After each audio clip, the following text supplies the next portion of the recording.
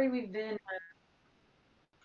we took a little break for the holidays, but we're back and happy to be here. And we have another meetup next month coming up, so we're going to try to get regular again. So make sure you stay on top of our calendar. But today, well, I'll let John introduce our speaker because first I just want to say hi to my brother John. It's been so long. Great to see you. And we promise at some point in 2022 we will have an in-person event. We will. I can feel it. I can feel it. I'm going to promise, even if it's just like five of us at a coffee shop. But we're going to do that again. We have, if you recognize this like wing behind me, we have an office we're opening up in San Francisco that's going to have a space where we can host these amazing events. So if you have content you want to bring to us and deliver, and then hopefully we'll have other locations up and down the peninsula like we usually do, because we have nice volunteers to offer their space. So, hi, John. How are you doing? Doing awesome, Lisa. Good to see you. And if we actually do get an in-person together, I may even hop on a plane and show face there. It's been a while, and I miss the whole Tell me whole about crew. Yeah. So let me just let's get started. Let me Let me introduce Eric. Eric Smalling is a 30-plus year enterprise software developer, architect, and consultant who is based out of Dallas, Fort Worth, and is working with Snyk as a senior developer advocate. He helps implement proactive and scalable security practices with a focus on containers and cloud native tech, which is why hopefully you are here, because that is really the topic of discussion. So with that short intro, if you would like to say anything more about yourself, of course, go for it, Eric, but the floor is yours. Awesome. Thank you so much. Thank you for inviting me into your club. Let me get my screen share going. And there we go. And can you hear me still? Loud and clear. Cool. Good, okay, man. I had my screen freaked out a little there, so good. So yeah, thanks. I'm here today to talk about containers, and really I want to talk about what are the challenges we developers face as we start to containerize our applications, or if you're not a developer, if you manage a development team, the things that your developers are dealing with, so you can kind of better understand what they're going through. A little bit about myself. Excuse me, as you said, I'm in Dallas Fort Worth, and I have, depending on how you look at it, about 30 years of development experience. More if you count my 8-bit days back in the early young Smalling days. But the last decade or so really been around the CI/CD, build automation, test automation, and that's where I started getting into containers back in 2013 when they were brand new. Still before we had any orchestrators or anything like that. We were using them at southwest.com to do a ton of Selenium grids. We found them to be the perfect solution for getting away from spending a ton of money on EC2 instances for that. So been using it since then. I am a Docker captain now, and I have the CKA certifications you would expect for a consultant in that area. I've been at VMware. I worked at Docker for a little bit, and I'm currently, for about a year and a half now, been at Snyk as a developer advocate, which basically just means that I don't have to sell our stuff. I don't have to do anything except help our people understand what you, the developer, needs from a security aspect. So today will not be about Snyk. Today is about containers. And we're going to talk first about security and DevOps and how it plays together, and how it should play together at least. And then get into what are those challenges I mentioned. What is it that as a developer, when you start putting your apps into containers, start moving them into containers, that you might not think about as challenges that you'll face. So I'm going to show a demonstration of what can happen if you don't think about those things, and talk about mitigation and things you can do to help secure your containers. And we'll wrap it up. I like to take questions as they come. So let me make sure I can get my chat window where I can see it. So if you've got a question, feel free to drop it in chat. And I will field it as I see it, or at the end. Well, I'm sure we'll have some time to address things then. Let's get into it. So we all know what DevOps is. Everyone here is probably living the life of DevOps. For the last decade or so, we've been trying to get development and operations and everybody else that fits in between the two to work together. And usually we represent that when we look into a pipeline as this is a simplistic pipeline, obviously, but you've got development, testing, operations, business people, all of the actors in your agile, workflow working together. Security needs to be one of them. Now, I've put on this pipeline, this simplistic pipeline, a couple of our little patch logos on two areas where security historically has been applied. So obviously in production, we've had security. We've had, from the early days, you've had firewalls, you've had perimeter detection, intrusion detection, you've had tripwire type things, all sorts of stuff, role-based access controls, things to keep what the customers see hardened against attack, whether that be web apps or any kind of applications, really.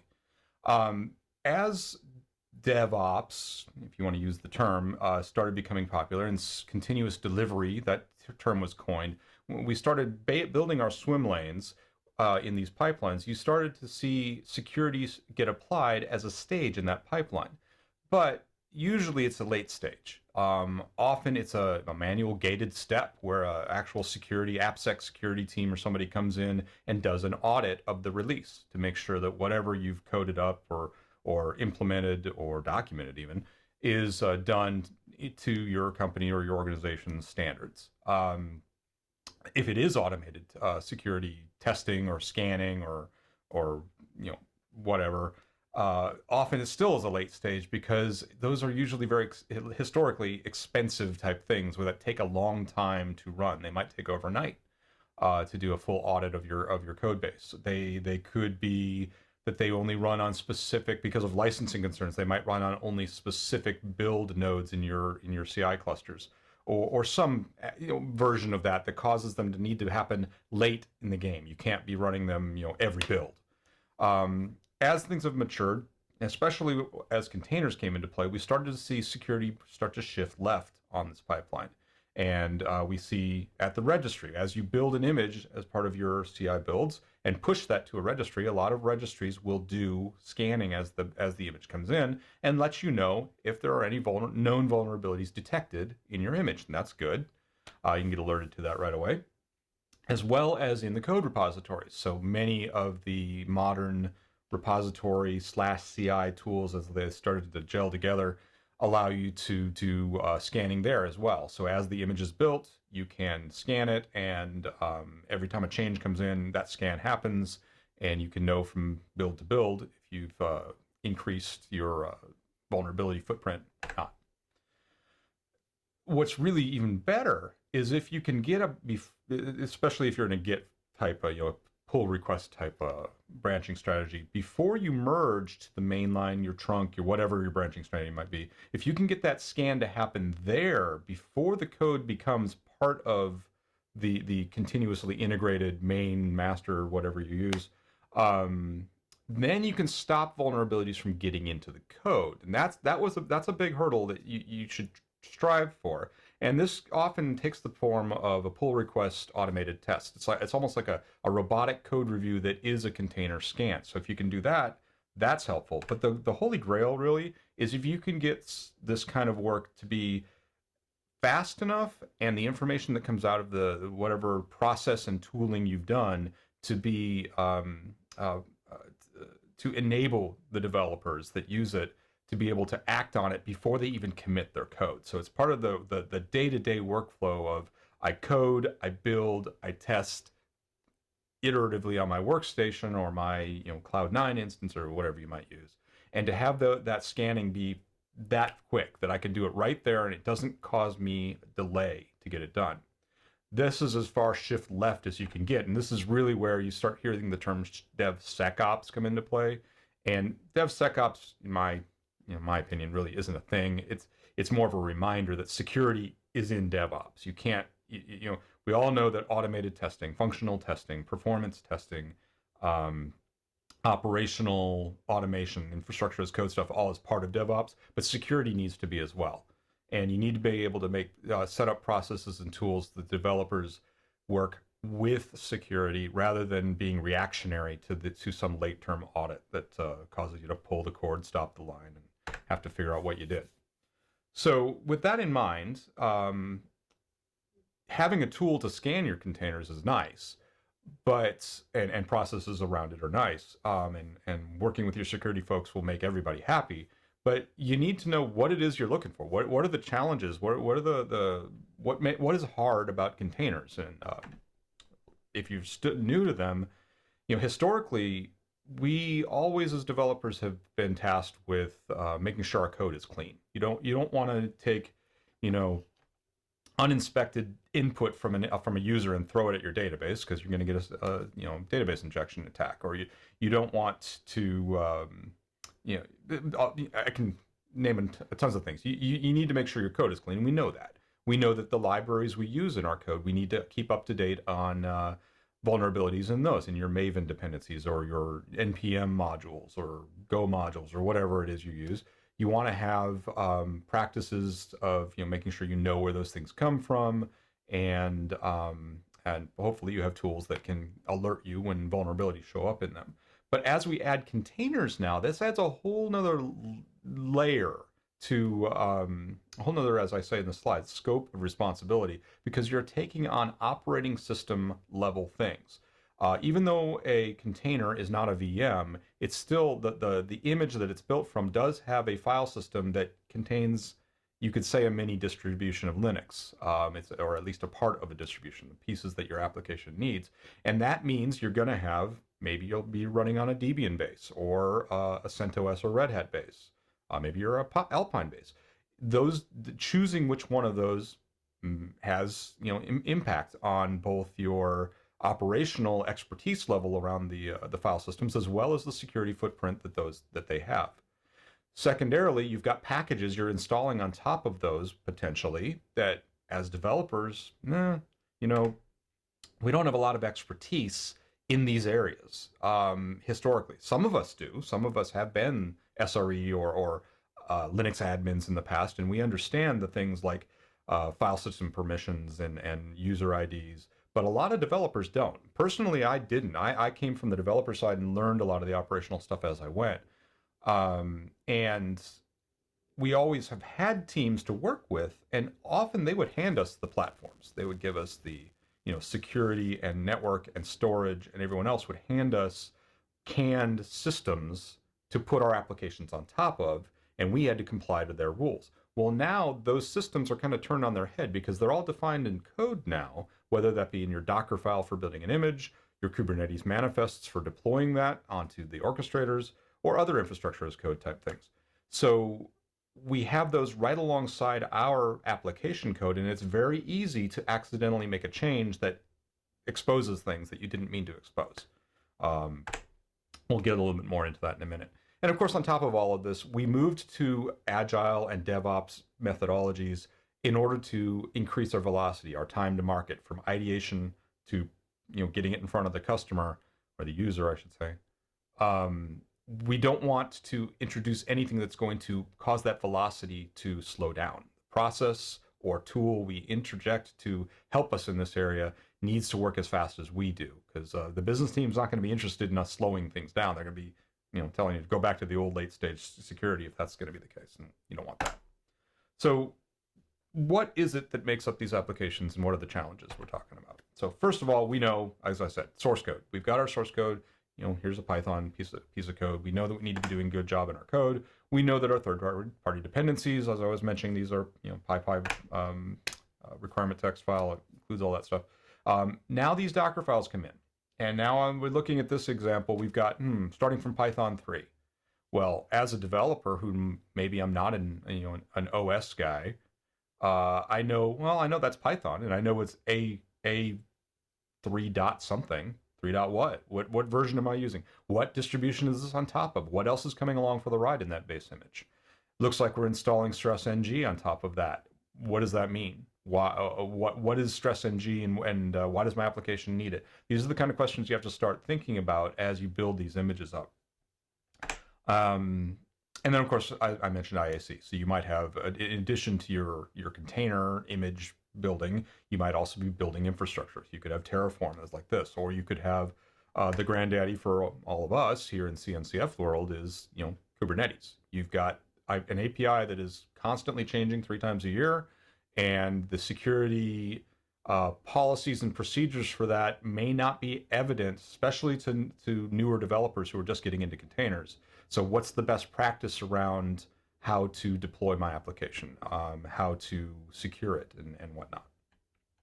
It's enough to make you hyperventilate just getting your application to run with all of this stuff. Having it also be hardened for security can make you pass out. So I bring up this slide. I'm hesitant often to bring up this slide because I don't want to point to any fingers at any one company. And Capital One is a great company. I have friends there. They do incredible work, and they're great contributors to open source. But I bring them up as one of many examples where it's one of the best known security breaches in the last few years. In 2019, this breach impacted over 100 million users here in the United States. And from what I've read, it cost Capital One between 100 and 150 million dollars impacted their bottom line, both in fines and in lost business. And it's a good example. The reason I bring it up is because it's a good example of how catastrophic a misconfiguration in cloud-based systems and the perfect storm of a misconfiguration plus a vulnerability plus also highly complex distributed systems can all come to play, and you can have a really bad day. There are a lot of factors. I'm not going to rehash all this. You can these slides will be sent out afterwards. You can go to that register site and see a really good review of this. But basically, there were a lot of factors like there were RBAC permissions, there were WAF firewall configuration mistakes made. What it really points to, though, is that these distributed applications we're building are significantly increasing in complexity every day, well, every year at least, and with lots of systems involved that you may not even have control over, may not even know you're talking to. And it's very easy to accidentally make a change to your Dockerfile or your Kubernetes manifest or WAF firewall rule in your Terraform files, whatever, and not really understand. No one person may understand how it's all glued together. So anyway, that being said, enough slides. Let me show you an example of what can happen if you're not really aware of some of these vulnerabilities. So I'm going to set the scene here. We've got an example. Our company has a JEE Java application from the old days that it's kind of in a maintenance mode. We're not doing enhancements to it. It's more of a, fix the bugs as they come in, update a couple things a year maybe in it, but it's steady state. And a couple years ago, we decided to go ahead and lift and shift it into containers so that we could take advantage of Kubernetes clusters to make it, have that take advantage of the standardized packaging that, containers give you and the orchestration benefits. And anyway, so let me show you what it looks like. So let me pop over to my editor. This is the Dockerfile that builds our application. And as I said, it's a simple Maven-based Java enterprise application. This is a multi-stage Dockerfile. And for those of you that may be new to Docker or containers in general, a Dockerfile is basically the instructions, the ingredient list for the image, which is what a container is based on. And in a multi-stage Dockerfile, you have multiple from lines, and each one delineates the beginning of a stage. The final one being everything from that point down is the image that will get pushed to the registries and deployed to your application. Here we have the first stage is saying using the Apache Maven official 3 JDK blah blah blah base image. We're going to use that Maven official open source image to build our application. You can see me copying some files in and eventually doing a Maven install, which is the command that compiles up my WAR file and then the contents and all that. And then finally we have the official Tomcat Apache image. And those of you who are Java developers or specifically Tomcat aware will know that's a pretty old version of Tomcat. The reason I'm using that is because when we lifted and shifted this into containers, that's what we were on. And if it ain't broke, don't fix it. That's the operations mantra from the old days, right? We want stasis. We don't want to inject change. If something's working, don't fix it or don't change it.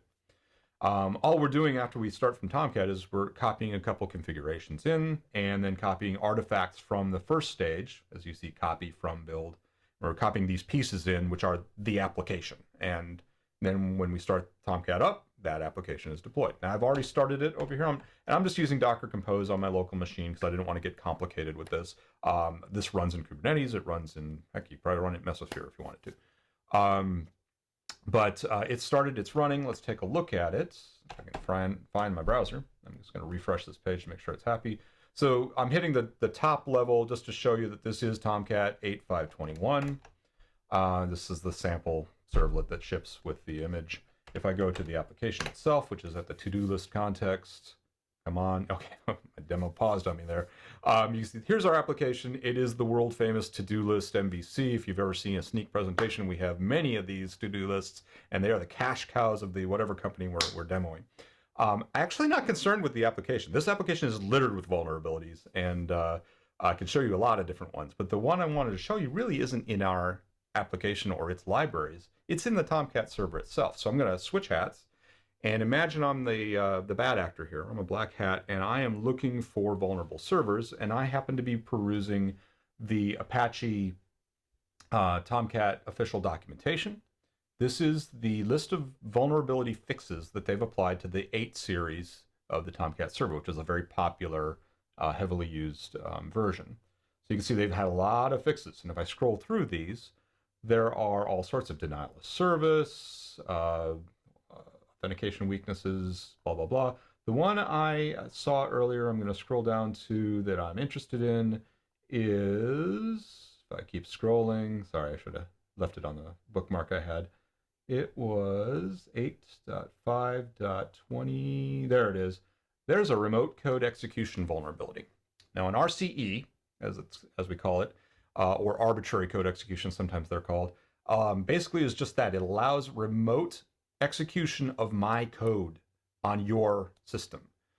This is not container specific. This is something that happened in because of a vulnerability in the Tomcat app server.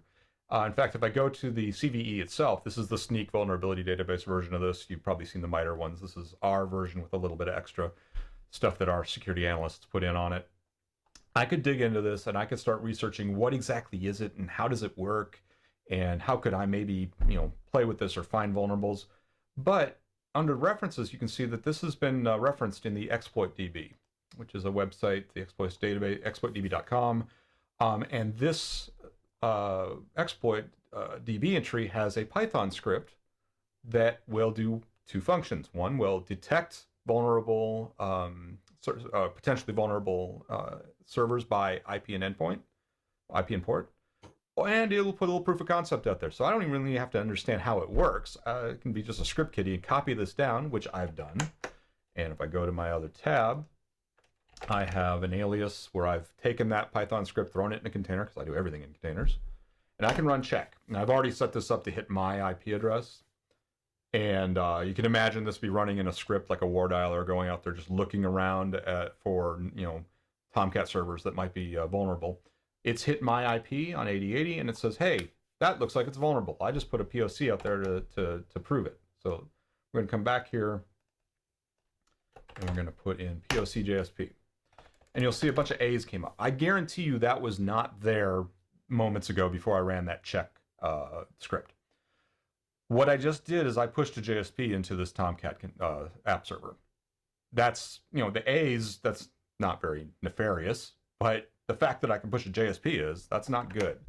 I'm going to run the second half of that, which is PWN, good old pwn, and whatever, come back out of that and go back here. I'm going to change POC to PWN. Now I've got a little form, and if I use this form to say, let's see, env. I just ran env inside the environment that Tomcat server is running in. Now, because I'm running in just a regular container, I'm not an orchestrator or anything. It's not anything really interesting here about containers. If I was in Kubernetes, it's actually kind of interesting because you start to see the Kubernetes API. So you could see the, from this pod that would be running it, you could see the API servers at IP. You could see other things that make it obvious that we're running in containers. Now, I do see Java Home is in Docker Java Home JRE, which that says, hey, I might be in a container. That's good to know. Let's take a look at who am I. Oh, goody, I'm root. So this is one of the first pieces. I'll get into mitigation in a minute, but most open source container images, base images, default, well, a container by default in any container runtime is going to run as root unless you specify otherwise when you built the image or when you run it. And in this case, sure enough, most open source ones like this, they run as root. They may give you other users you can use, and I'll talk about that more in a minute, but the default is root, and it's up to you as the developer to know, probably shouldn't be running as root. And again, we'll talk about that more in a minute. What can I do though? I'm in a container. Let's see if I can mess around with things. I'm going to do into Etsy, and I'm going to see if I can touch a foo.txt file. Now we'll do an lsftr on foo.txt, oops, on Etsy foo.txt. And there it is, just created. In fact, I can do an ls-ltr on just Etsy, and you can see it got added to everything else. And yes, I can view and edit anything in this because I'm root. And the fact that I was able to write that file tells me, I've got a read-write file system at my disposal as well. So let's see, what else could I do? Let's see if I can run nmap. Now I know that this little JSP that is running these commands doesn't handle standard error. So when I get nothing back, that often means, oh, well, that file doesn't exist. So I wonder if I can install it. I think I'm on an app. I'm assuming this is a Debian base. And sure enough, let's see. It may be doing standard error for things, but it is an apt base. And I can go on here and I can set up a beachhead now and start expanding myself. Let's see if I've got curl. I do. Let's see if I can get to the internet with curl. Yes, I got a 301, but that's good. That means I hit something that redirected me. I likely have access to everything on the internet. If I can get to Google from this, I could probably get anything. That means I can probably now, as many hackers would be doing right now, or automated, bots, I'd be pulling down a script to start mining Bitcoin on this box, or something else. Or I'd be, like I said, I might install nmap. I might start poking around your network and see what else I can find. I can start expanding my exploit because even though I'm in a container, I'm root, so I can install software. I have a read-write file system, so I can bring my own stuff in, and I have internet access, so I can curl my own stuff in and start using it. Pretty much a free reign of this container. Now, hopefully, we've set up other things, and my security teams are getting alerted right now to things happening in this environment that shouldn't be happening. And that's great, and we should have that. You should have perimeter intrusion detection and whatnot. But wouldn't it be better to head this off before it even was possible?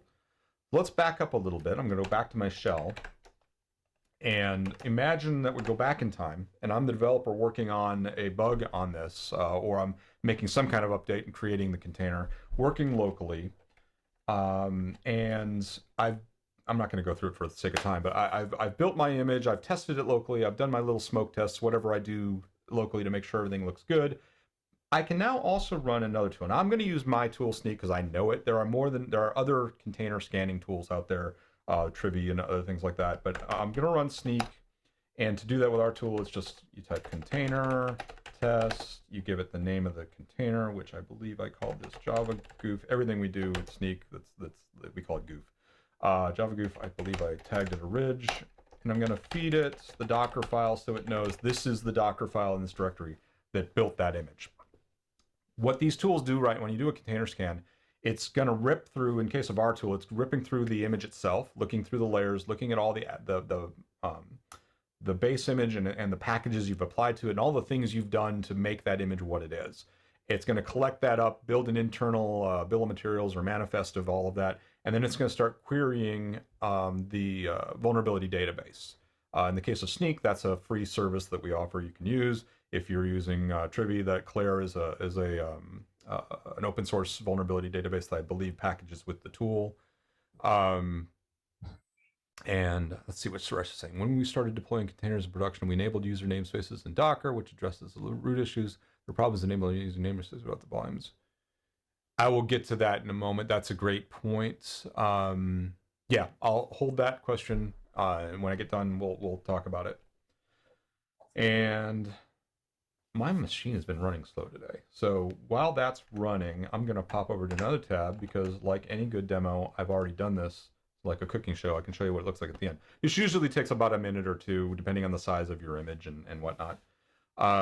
This is the output that I got right before we started the meetup when I ran the same thing. And these tools will feed you out in some form all of the vulnerabilities that have been found. It's very rare to find any base image that doesn't have some vulnerabilities. Many of them, there's just no fixes for them right now. So it's good to be aware of them, but you might not, unless you have some kind of way of patching it to fix it yourself, then, just knowing that they exist is powerful. What we see here is that we detected you're on base image 8521, which all by itself brings in 676 known vulnerabilities, 63 of which are critical and 179 are high. And it's funny, every time I run these numbers change because the vulnerability databases are getting updated all the time. And Tomcat images are getting, new releases are coming out all the time. So as of right now, the recommendation that this tool is making is that, hey, if you upgraded to the .73 version, you would drop your vulnerability counts down to 93 with 5 and 5 in the top two categories. If you're willing to go to Tomcat 10.1, you would drop your total vulnerabilities, but your criticals and highs wouldn't really change. If you're willing to go to the Corretto JVM on any of these versions, you would actually get a fully clean as far as known vulnerabilities is concerned image. So at this point, as a junior developer, let's say I'm just new to containers, I don't know a lot about it. I'm not a Tomcat app server middleware expert. I don't follow what all they do. I at least can take this information and have an educated discussion now with my lead engineers, my architects, my security, appsec folks, and say, hey, this is what I'm seeing. This doesn't look good to me. At least I have that red flag right here at my workstation. And I should go back. I can go back. Yeah, so it's done over there. So that takes a minute or two to run. So that's totally doable on a day-to-day workflow, right? At this point, I put on the hat of the system architect or lead engineer. It's like, well, we're not ready to go to Corretto yet. That's too bleeding edge, and we're not sure we're ready to do the testing needed for that. And we know our app won't run under Tomcat 10 because we have some API incompatibilities. So let's go ahead and just go to the newer version of Tomcat. Now, for the sake of time, I'm not going to rebuild and show you that if I upgrade Tomcat, this vulnerability I just showed you goes away. Just trust me, it does. I'll leave that up to you. If you want to do this afterwards, I'll give you the Git repo. You can try it out. But just knowing that aspect at this point, I can fix this before I even commit any code, and we can have this fixed immediately. This is a contrived example, obviously, but if we were doing daily work and all of a sudden a new vulnerability shows up, let's say we had 0 criticals and all of a sudden we get new ones, knowing it right away is important. Now, jumping back to my slides for a moment, and Lisa, I see your question. I'll get to that in just a second as well. When we go back to our software delivery lifecycle pipeline, view of the world, by shifting everything left, that's great. And it's good to know early that you have a problem. But another thing you want to make sure you're doing, whether it be automated through the tool that you choose or through your own CI/CD processes, is you want to rescan regularly. You want to make sure that something that was safe yesterday, that new vulnerabilities haven't been found in those libraries and those images today. So a lot of tools will automatically do that for you, and they'll let you know, hey, we found a new vulnerability in an image we scanned 3 days ago, even if you don't do a build. So you want to make sure that if your tool doesn't do that, you're doing these regular builds so you're catching new vulnerabilities in your older artifacts. And that's where you've probably seen the infinite loop of DevOps. This is the feedback loop. It's not, pipelines aren't really linear left to right. They are more of this. They are more of continually making sure that you're iteratively testing, whether it be through security testing, functional testing, taking user bugs and automatic, feeding back on yourself and making sure those feedback loops are fast enough that you can get your fixes out quickly. Now, I'm going to see what are the most common types of cybersecurity attacks. Oh gosh, that's a loaded question. Actually, wait, Eric, before you answer that question, Yep. I know John has a question that's more apropos to this slide. So Okay. you can table my question. It was kind of from earlier, something you said that made me think about it. But Okay. John, do you want to ask your question? Yeah, sure. I was just going to ask you, where does the responsibility lie? I know if you've got a small shop with, 5 or 3 devs that are all wearing the same hat and you're, Mm-hmm. in startup mode, you're kind of responsible for everything. But as soon as you get to a certain size, this idea of, you know, being the full stack engineer responsible from the infrastructure on up starts to break apart. Yep. And clearly having everybody put on the security hat makes sense. But as you're building this into your CI/CD process, is it more, or I guess what's your opinion on where does the security lie? Where should you plug it in? Is it the guy that's writing the code at the end that's going to, or at the beginning that's going to run through your process, or is it the folks that are responsible for the infrastructure or this, keeping track of the CI Yeah. CD process? Where would you see it lie? I'm going to give you the standard consultant answer. It depends. No, honestly, I'm going to be biased because what I do for a living, and I'm going to say the developer. Anything you can push to the developer, as long as that push, that thing you're giving to the developer, is empowers them and doesn't hinder them. I'm going to say give it to the developers. Push it all the way down to the developers so that they have tools and processes that interact with their day-to-day workflows. For instance, we at Snyk, we have free tools that integrate with your IDE. So right in IntelliJ or VS Code, you can know about code vulnerabilities right as you're typing them. In container, you still have to trigger a scan to get that to happen. But giving that right away is an empowering thing in that you're not having to 3 days after you've committed your code, deal with a security audit finding something later. Now, you still need to, when I say it depends, you still need to have those checkpoints along the pipeline as well. Because what if Eric is not, running the make file that triggers the Snyk or the trivia or whatever scan like he's supposed to be doing? Do we want to have it as a Git hook? I'm not a big fan of forcing things in hooks because I'm not. I'd rather trust my developers to do their things. So you still want to have kind of the belt and suspenders of, I want my GitHub action, for instance, to do this as well. And maybe I want my registries to also be scanning as images are pushed to them. So you can kind of cover your bases with a kind of a defense in depth point of view. Does that answer your question? There's many facets to it I could go into, but that's kind of my overarching thought. Okay. Yeah, no, fair enough. I was just curious what your take on it was. Yep. There's a lot here, and I'm going to get into another set of things here in a second. But to Lisa, to your point, I'm gonna quote. I believe it's the NIST folks that have said that cloud configurations are some of the most common cyber attack vectors, and it's more of a misconfiguration issue. It's not even a vector. It's cyber attacks take advantage of cloud misconfiguration a lot.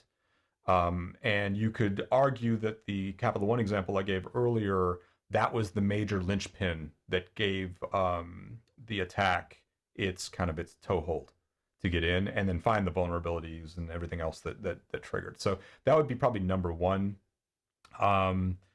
And other than that, I don't know that there is a most common on top of that. Everything else kind of is not not knowing what you don't know is the problem. Is not having any kind of vulnerability scanning involved will open you up to a really bad pager call. And I'm not answering your question very well, but No, the it just brings up so many more questions that not knowing what you don't know. I Mhm. mean, like even now, the job that you're in and what you do know, are you more or less afraid to use technology? I get to see. So what I let me put that. I don't want to. I'm really trying to not make this be a pitch for what we do. So the security scanning, the work I'm seeing in secure supply chain, the the um, uh, the work we're doing, obviously, the stuff I see being done at the runtime. We just announced a partnership with Sysdig. Those guys have incredible tools for runtime. So does Aqua. So do all these teams. The focus that these products and processes are getting right now encourage me, because I was talking secure supply chain back when I worked for Docker in 2017, along with my buddy Andy Klemenko and other folks. And it was all still roll your own at that time. Now we're actually getting open source projects like SigStore, and the Docker folks have Notary v2 coming. And all of this is now really starting to, people are getting it like, oh crap, this is important. So I'm encouraged. I'm encouraged that we are attacking this as a community. And I know I'm a member of SIG Security and Kubernetes, and I'm going to start attending the tag security for CNCF. And just the vibrancy I see in those communities and how much people care encourage me. If that answers your question.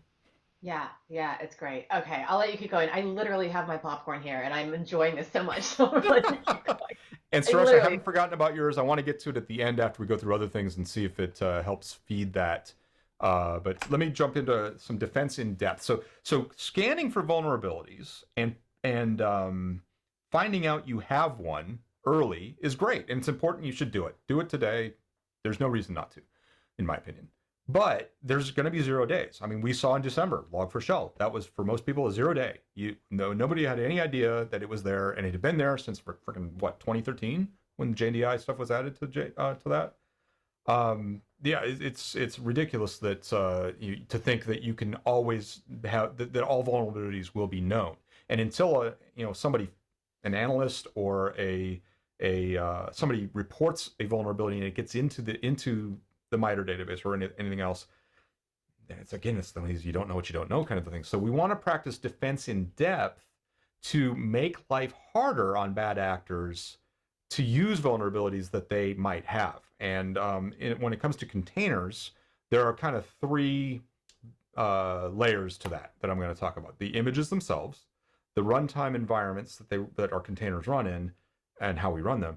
And then I'll touch on Kubernetes, even though this isn't really a Kubernetes-centric talk, but it's kind of the elephant in the room. You can't talk containers nowadays without talking Kubernetes. So first of all, minimizing your footprint. You saw that I was using a multi-stage build there. And the main reason for that is because I didn't want to include Maven and my source code alongside my WAR file or the contents of my web archive.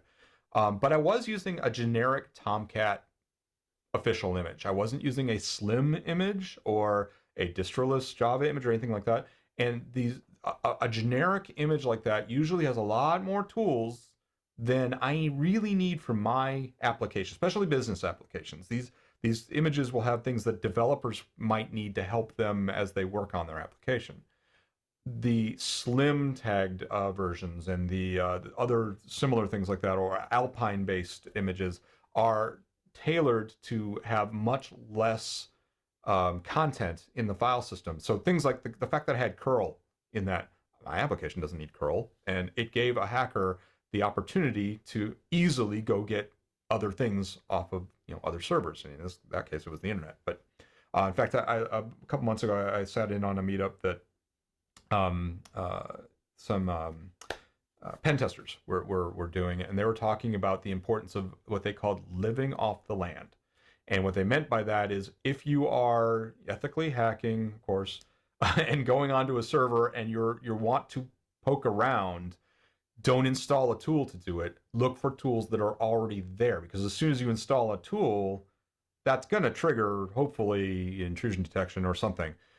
So why would I hand a hacker curl when I don't need it? Or I could fill in the blank with a ton of other tools. The slim versions of a lot of these base images don't have curl. They don't have wget. They don't have a lot of the things you might not need. Now, they do have a shell, and they do have a package manager. So there are those. things that could be used by a bad actor if they got a remote code execution. That's where the distroless, Google open source put out a bunch of images that are for Python, Java, Node, Go.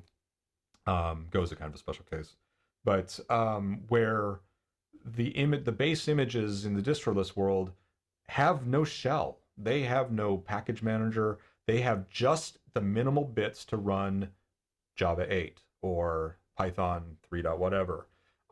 So minimizing your footprint by using those kinds of things, or at least using a slim version, helps you make life a little bit harder for that hacker to actually use the things on your image. Secondly, understanding layer housekeeping is important. So you need to have a basic understanding of how images are created, and they are basically a layered file system. And if you build with a Dockerfile, roughly every line in that Dockerfile is going to make the output of that line will make a new layer. And when you run the container, the container engine will kind of, simplifying this, but stack, I'll tell you why it goes a special case in a second, will stack those images up and to present a unified file system to the process in the container.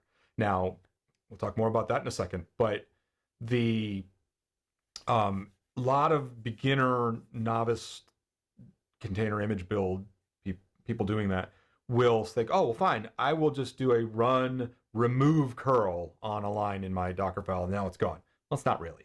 And if somebody were to exploit your container, and if by accident you might have bind mounted a volume on the host system that includes the var file system, they could get into var lib docker or containerd or whatever and see all those layers, and that curl is still in one of those lower layers. It's just been removed by instruction in a higher layer. So all that being said is understand how layers work, and don't ship an image that has anything in any of the layers you don't need. It also is a bloat problem. If you've got a 2 gigabyte tar file and you just remove it, it's still in the layer before. So there's strategies. If you go to the Dockerfile best practices, there's a link at the end of this. I'll send you. They tell you how to better handle these things. Multi-stage helps you with that. The special case about Go, I mentioned it, is because Go, or any language, any executable that you can compile down to a statically bound executable, like a Go binary or C++, or I think you can even do it with Python. You can then make your multi-stage build have the final stage be Scratch. Scratch is a special keyword in Dockerfile world, or it's a special base image type, I guess you could say, that has nothing. It's the completely empty file system. So if I am doing a Go application, I will statically build it into a single binary, so all the libraries are packed into it, and then I'm making sure that I'm using good libraries. And then final stage will be from scratch, copy from build, that one executable, that's the only thing I got. So now if somebody were to find an exploit in the application, and it's a remote code execution exploit, they've got nothing on the file system to leverage. So it just makes them a lot harder. So it's like the ultimate slim, if you will. That's why I say Go is a special case. It's in my thoughts easier, although some people don't like Scratch base images because then you can't exec in and do anything, which I would argue that you shouldn't be execing into your containers anyway, because that's another problem. Build strategies, I mentioned multi-stage. I'm a big fan of multi-stage. That was added by the Docker folks in 2017, and I'm pretty sure all major building tools support it. Make sure your builds are repeatable. So that initial slide way earlier I had where it said Python 3, that's not a repeatable build. If I'm building that over and over, if my CI server is building that over and over, I'm going to get the latest version of 3 every time I do it. That's not good because it could be 3.1, 3.2, 3.3. You want to have repeatable. So for every time I pull that tag from Git, I want to build the same exact image. Now, you could get as pedantic as using the full-on SHA hash for your image. That introduces some other complexities that some people don't like, that brittle of a build. But at least use the full, semver or calver of a tag that is very unlikely to change. Unfortunately, tags are mutable, so it's hard to guarantee that. This is where we could talk, days about secure supply chain and how signatures on artifacts can help there, but I don't think we'll have time today to get into it. But make sure your builds are repeatable. Also, I'm a big fan of Docker labels. I didn't have any in this example, but you can, these are OCI artifacts in the spec. These are key value pairs you can apply at build time that don't really aren't given to the container runtime to the process, but they exist in the image so that you could actually look at things like what was the Git URL that this Docker file came from that built this? What were the build arguments? You can pack those things into the image so that they're kind of codified into the image.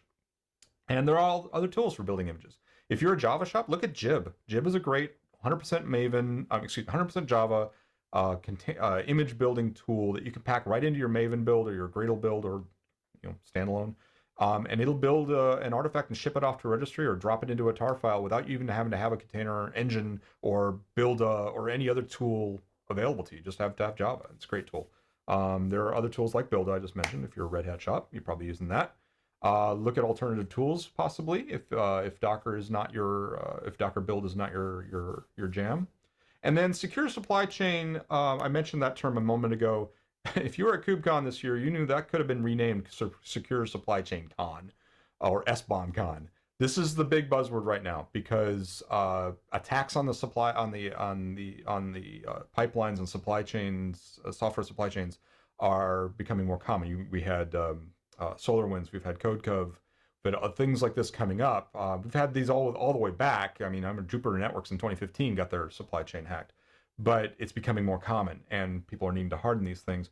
And I can't go into another 3-hour discussion about it.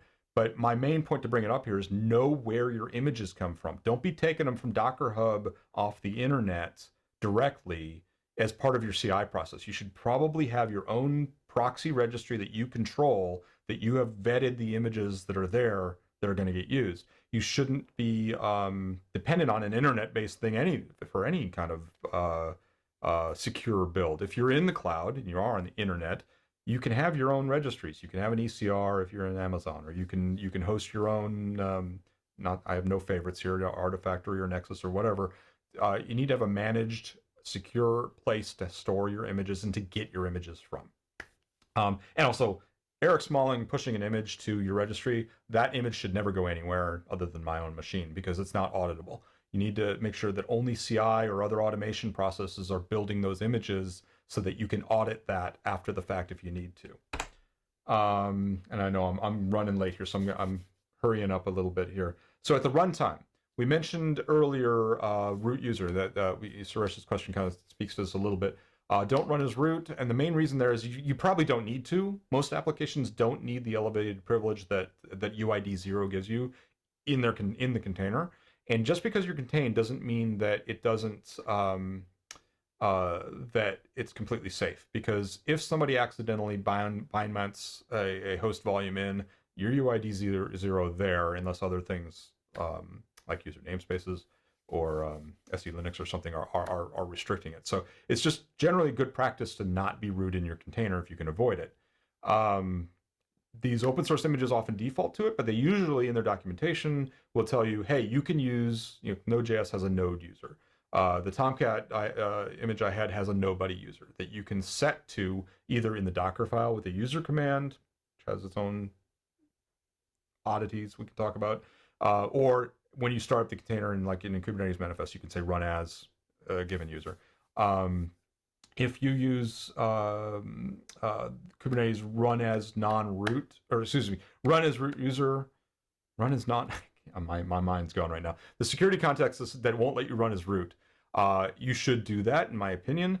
Note that if you do that and you are using a user line in the Docker file that built that image, and you use the name of the user, let's say you said user nobody, the kubelet will not start that image because it can't determine if that's UID 0 or not before the container starts. So the kubelet will say, you're telling me not to run as root. I have no idea if that's root or not. So I find it a good practice if you're going to do it in your Docker file to use the UID itself. So you say UID, 64538 or whatever it is, just as a kind of a aside. Privileged containers just don't. There's no reason to run privileged containers. If you're developing Kubernetes monitoring software for cluster monitoring or a CNI plugin, you're writing that kind of software, okay, maybe. But Business applications, no, because privileged containers, you're basically giving them root on the box. You're giving them host access. You're giving them access to devices on the host, and no, just you don't need it. You should drop Linux capabilities as much as you can. So most container engines have a limited set of Linux capabilities that they give a process unless you ask for more. But honestly, most business applications often don't need even that limited set. You can drop all caps and probably be fine. There's plenty of resources on the internet to figure out what capabilities you need if you can't run with deny all or drop all. Read-only file system. I mentioned earlier about the read-write layer that gets thrown in on top of by the container engine on top of the image. You cannot do that. You can say Docker read-only or containerd read-only, or in Kubernetes, in the security context, you can say read-only root file system. That just doesn't deploy that read-write layer. And effectively, the file system that the process is running on is now read-only, which is good. One of the 12 factors is immutable services. This helps you there because it forces that. Now, some applications, like Tomcat, expect to be able to write a bunch of files to work in temp and logs and whatever. So you might need to mount some volumes and do things. So if you are mounting volumes, make sure, don't mount host volumes ever. And empty dir is your friend for a lot of those things. Mount those in, but don't give overly permissive permissions to any volume you mount, because again, an exploit can start perusing and modifying those volumes. And deploy from known sources is kind of a repeat of what I said earlier. And finally, as I'm sorry, I'm running late here. If you're on Kubernetes, and you probably are, you should be using Kubernetes secrets, unless you're already using application secret like HashiCorp Vaults or CyberArk or something else. If you're already using that and you need credentials for your applications, continue using that by all means. If you have expertise in that and that's what you're doing. If you need to have a place to put your secrets, your credentials, your database connection strings, don't put them in the image ever. Don't put them in a flat file that you run alongside your container. Put them in a secret store like Kubernetes secrets. If you're doing that though, two things. Use RBAC so that only the service accounts that need access to those secrets can get them. And make sure your cluster ops have set up, if you're doing a DIY cluster, that they've encrypted the etcd database back store for the secrets, because otherwise they're free text. They're just base64 encoded. If you're on the cloud, usually, or a vendor provided Kubernetes distribution, usually they default to that for you. But you just want to check with your ops guys, make sure you are. Role-based access control, yes, use it. Kind of self-explanatory, I think. Security context. A lot of things I talked about in the last slide, you can implement in security through the security context. Matt and I wrote a nice cheat sheet on this. I think it's nice, at least, that goes through a lot of these things. We'll give you the link at the end. Network policy. This is one area I like to touch on because as a developer, network often is like, oh, network policy, that's scary. It's firewalls. I know we have a whole team on firewall. Network policy is not as complicated as most developers think it is. It's just a definition of what traffic should I allow from pod to pod or selector to selector, or by namespace. So learn it, live it, love it. It's really not that difficult to learn.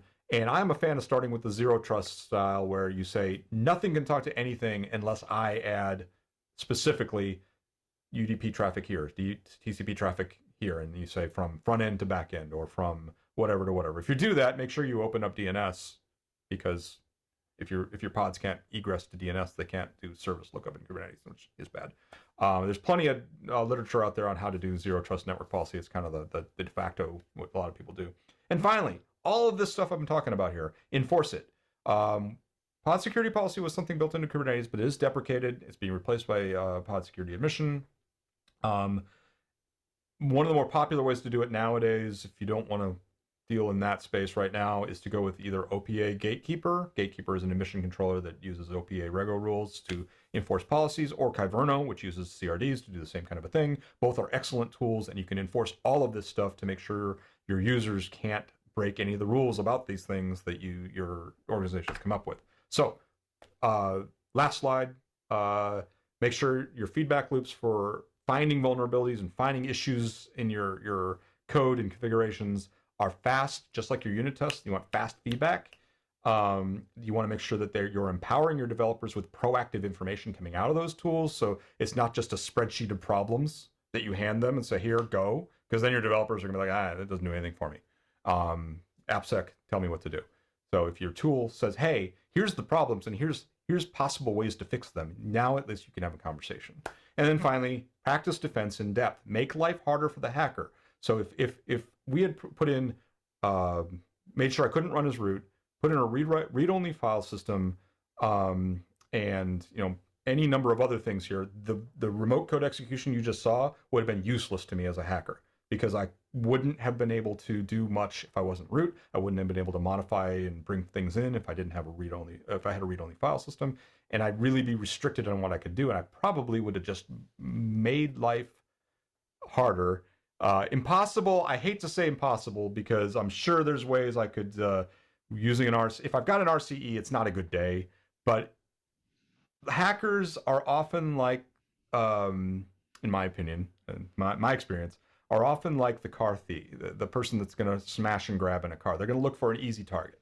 If they see a car that has the window down and there's a purse or a backpack sitting there, they're going to reach in and grab it, as opposed to the one that has everything locked up tight and an alarm blinking on it. They're going to look at the two and they're going to play, I'm going to take this one right now. Silly example, Very, but very good point. But I was just teasing you, but you also don't want to like throw down a challenge. Like, oh, you don't think I can break into that? this is true. There are those, but the vast, if I'm gonna try to steal CPU cycles to mine crypto, I'm gonna look for easy targets that my botnets can just throw things on top of. And if I've got to figure out, oh, well, you've got this in place and that in place and that in place, and it's going to be, it's a diminishing returns for me, I'm going to move on to the next, to another easy target first. You still want to find vulnerabilities and protect against them, but using these defense in depth techniques, you can make life harder and harder on them. So this list of, as I said, these slides will get posted out there. I will share them on my Twitter account, which is at the bottom there, Eric Smalling. And it'll be on the meetup as well, along with the recording of this. But these links include a cheat sheet around security context stuff. There's some links to learn about OPA Gatekeeper and Kyverno. I included the CNCF certification curriculum. The CKS exam is excellent. Waleed and the team who put that together, if you can get a CKS, it's the hardest of the three that I took. And it's an excellent, you will learn, even if you don't take the test, just learning about it. I love Code Cloud's course on it, Mumshan Mambaboth's course. It's an excellent course to learn everything you'd ever want to know about securing your Kubernetes cluster. And they do touch on container security as well. Anyway, and I did a bunch of quick hit videos on a lot of this if you want to see my face more. I talked a lot. I don't know that I answered your question, Suresh. I'm not an expert on the user namespace stuff, actually. Since I'm not a Unix admin and I've not been in that space as much. I know that you can use it. It's not used a lot. And is it even, I think it's still just a KEP right now. I don't even think they've added it to Kubernetes. So I could be wrong on that. Don't quote me, but I've heard it talked about a lot. And unfortunately, most developers, it's not something they deal with directly. It's going to be something that is enforced or implemented by the cluster once it's ready, I think. But hopefully I answered your question on that one. Yeah, Eric, this was awesome. It's super interesting. Great for our first meetup for the year. It's a great way to kick off 2022. And congratulations on all your certifications and on participating in the SIGs. I mean, that's really important. So good work there. And you're clearly an expert in this area. So thank you for sharing your expertise with us.